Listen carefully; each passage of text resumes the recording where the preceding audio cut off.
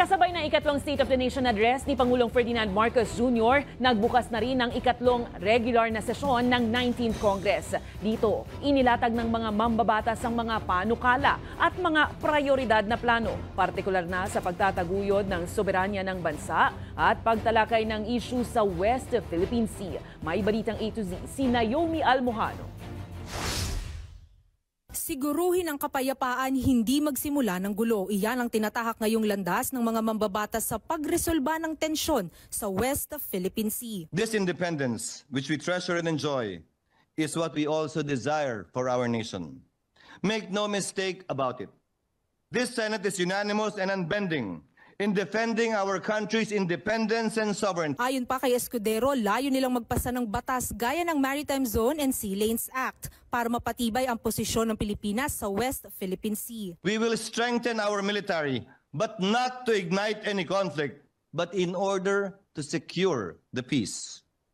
We shall take peaceful measures to defend our people's right to sail in our seas and fish in our waters. Habang sa Kamara naman, to include the Archipelagic Sea Lanes Act in the top priority list to strengthen the country's sovereignty over its archipelagic waters and maritime resources. Ayon naman kay Agri-Party List Representative Wilbert Lee, panahon na para magkaroon ng maigting at malakas na presensya ang bansa sa WPS. Habang pagtanggal naman ng mga base ng Estados Unidos sa Pilipinas, ang nakikitang solusyon ni ACT Teachers Party List Representative Franz Castro. Kailangan po panahon na magkaroon po tayo ng firm resolve, hindi po pwedeng urong-sulong tayo, Defense and deterrence, yun po ang dapat nating gawin, Pero dumadagdag kasi yung provocation ng US na ayaw natin.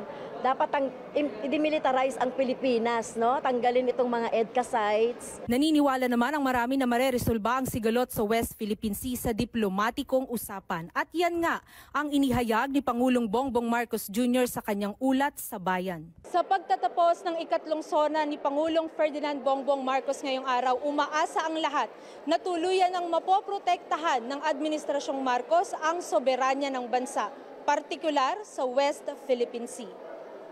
Para sa Balitang A to Z, Naomi Almojano.